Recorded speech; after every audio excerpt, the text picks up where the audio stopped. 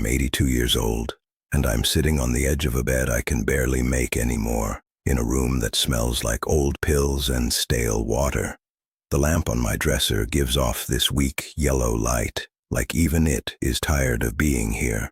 And right there, between the pill bottles and a glass of water I poured yesterday and forgot to drink, there is a hospital bracelet, faded, curled up on itself like something that died quietly and nobody noticed. I pick it up sometimes. I am holding it right now. The plastic has gone yellow. My name is still printed on it, but barely. You would have to squint. You would have to care enough to look closely. And that right there, that is the whole story of my life. People stopped looking closely a long time ago. This bracelet is the only thing that stayed. Not my daughter, not my son, not the neighbors I fed for 30 years, not the friends I drove to their appointments when their own kids were too busy. This cheap, cracked piece of hospital plastic outlasted every promise anyone ever made me. And I keep it on my dresser not because I am sentimental. I keep it because it is evidence. Evidence that I was alone when it mattered most. Evidence that the people who swore they would take care of me chose not to. So if you are young and you are listening to this, I need you to hear me. I am not telling you a sad story to make you feel sorry for me. I am telling you a warning, and if you are smart, you will listen to it before you end up in a room like mine, holding a bracelet like this, wondering where everybody went. Let me take you back. Let me tell you who I used to be, because that is where the lie starts. I was the one who showed up, always. That was my whole identity, and I wore it like a crown. When my sister needed surgery, I drove 4 hours and slept in the waiting room on a chair that smelled like cafeteria grease. When my neighbor Helen lost her husband, I brought her meals every single night for 2 months. Roast chicken, mashed potatoes, warm rolls wrapped in a cloth napkin because that is how my mother taught me. And it mattered to me that the butter was still soft when Helen opened the door. When my daughter was 23 and drowning in credit card debt, I co-signed alone. Did not hesitate, did not lecture, just signed my name and told her that is what family does. When my son needed someone to watch his kids every weekend so he and his wife could have time together, I canceled my plans. Every weekend. For 3 years, I learned the names of cartoon characters I could not stand. I burned my fingers making grilled cheese sandwiches cut into triangles because that is how the little one liked them. Holidays, I was the one in the kitchen before sunrise. Thanksgiving, my hands smelled like sage and onion by 6 in the morning. Christmas, I wrapped every gift, set every plate, made sure the house smelled like cinnamon and pine. And when everyone sat down to eat, I stood, I served, I refilled glasses, I scraped plates, I cleaned while they laughed in the living room, and I told myself, this is love. This is what it means to matter. I believed something with every bone in my body, and that belief was this. If you pour everything you have into your family, they will never let you fall. I thought loyalty was a contract. Nobody signed it. Nobody talked about it. But I thought the terms were obvious. You give, and when the day comes that you need, they give back. Simple. But here is the thing about unspoken contracts. The other person never agreed to the terms. I just assumed. I assumed that decades of showing up had built something unbreakable. That all those meals and all those drives and all those signed checks had created a debt so obvious that no one would ever need reminding. That was not love. That was arrogance. Not the loud kind. The quiet, dangerous kind. The kind that whispers to you, you are so needed that they could never abandon you. And because I believed that, I never once said, I need you to promise me something. I never once said, when I am old, when I am scared, will you come? I never asked, because I thought I did not have to. That was the trap, and I walked right into it with my arms full of groceries and a smile on my face. Now let me tell you about the day everything broke. It was a Tuesday, an ordinary, stupid Tuesday. I was in my kitchen reaching for a pot on the top shelf. The big one I used for soup, and then my left side just stopped. That is the only way I can describe it. My arm went dead.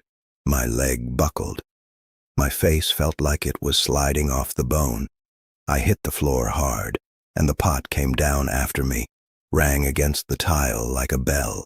I lay there on linoleum that smelled like lemon cleaner, staring at the ceiling, trying to make my mouth work. It took me what felt like an hour to reach my phone. My fingers were not my fingers anymore. I managed to call 911, and I remember the operator's voice, calm and steady, telling me to stay awake. Stay awake. As if I had a choice. As if my body was not already making that decision for me. The ambulance came. The paramedics were kind. One of them, a young man with a beard, held my hand and told me his name was Marco. I have forgotten a lot of things since that day, but I have not forgotten that. Marco. A stranger held my hand when my own blood would not. They wheeled me into a hospital room, fluorescent lights buzzing above me like angry insects. The air tasted like antiseptic and recycled breath. Everything was white and cold and sterile, and they fastened this bracelet onto my wrist. Tight, clinical, my name printed in small black letters on white plastic. It felt final, like a tag on a piece of luggage that nobody was coming to claim. A thin curtain separated me from another patient. A stranger. I could hear him breathing on the other side, slow and raspy. That curtain was the only wall between me and the rest of the world, and somehow it felt thicker than concrete. The first thing I did when I could speak again was call my daughter. It rang 4 times and went to voicemail. Her voice, cheerful and recorded, said, "Leave a message and I will get back to you as soon as I can." I left a message. I said, "Sweetheart, I am in the hospital. I had a stroke. Please come." I tried to keep my voice steady. I do not think I managed. Then I called my son. He picked up. I could hear traffic in the background, a car radio playing something with a heavy beat. He said, "Oh no, Dad, that is terrible. I will try to come tomorrow." Try. Tomorrow. Those 2 words. I have turned them over in my mind 1,000 times since, and they never get any lighter. Tomorrow did not come. Not his tomorrow. The first night, I watched the door. Every time a shadow moved in the hallway, my heart jumped. Every footstep, I thought, that is them. That is my daughter coming around the corner with her purse over her shoulder and worry on her face. That is my son, still in his work clothes, rushing in saying, "I got here as fast as I could." But the footsteps always passed. The door stayed closed. The second day, the nurses changed shifts. A woman named Diana checked my vitals in the morning. A man named Robert checked them at night. They were gentle. They were professional. They asked me if I needed anything. Not once did they ask where my family was, and I was grateful for that because I did not have an answer. On the 3rd day, the man behind the curtain had visitors. His family came in like a parade. Balloons, flowers. A little girl ran to his bedside yelling, "Grandpa!" I could hear them laughing. I could hear them pulling chairs close, the scraping sound of metal legs on tile. Someone had brought food. I could smell it. Something warm and homemade. And the laughter, God, the laughter bled through that thin curtain like sunlight through a crack, and it burned. I turned toward the wall.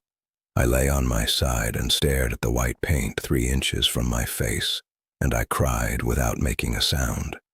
Because I did not want them to hear. Not the family, not the nurses. I cried the way old people cry, silently, with everything held inside the chest, because we were raised to believe that suffering should not inconvenience others. And right there, facing that wall, I understood something that nearly killed me more than the stroke did. I had spent my entire life demanding to be useful. I never once demanded to be valued. I made myself so easy to take for granted that they did exactly that. I taught them that I would always be there, and I never taught them that they needed to be there for me. That was the fatal error, not their cruelty. My silence. They discharged me 5 days later. I took a taxi home. The driver helped me to my door because he could see I was unsteady. A stranger, again. Always strangers showing more kindness than the people who carry my last name. I walked into my house, and it was exactly the way I left it. The pot still on the kitchen floor. Nobody had come to check. Nobody had picked it up. The silence in that house was not peaceful. It was a verdict. Now I sit in this room. Every day. The bracelet is still on my dresser. I could throw it away. I probably should. But I do not. Because without it, I might start to wonder if that week in the hospital really happened the way I remember. The bracelet does not let me forget. It does not let me make excuses for them. It sits there, faded and cracked, and it tells the truth even when I am tempted to lie to myself. My daughter calls now. Sometimes. Once every couple of weeks. The conversations are short and shaped like checklists. Do you need anything from the pharmacy? Did you eat today? I will try to visit soon. Try. There is that word again.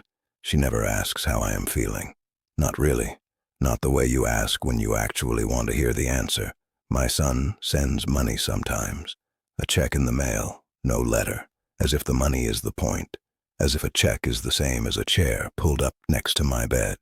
I eat dinner alone every night, reheated soup usually, the kind from a can. My kitchen used to smell like roast and garlic and butter. Now it smells like sodium and tin. The sound of one fork against one plate in an empty room is a sound I would not wish on anyone. It echoes. Everything echoes when you are alone. And the void, it is not dramatic. That is what nobody tells you. It is not a Hollywood breakdown.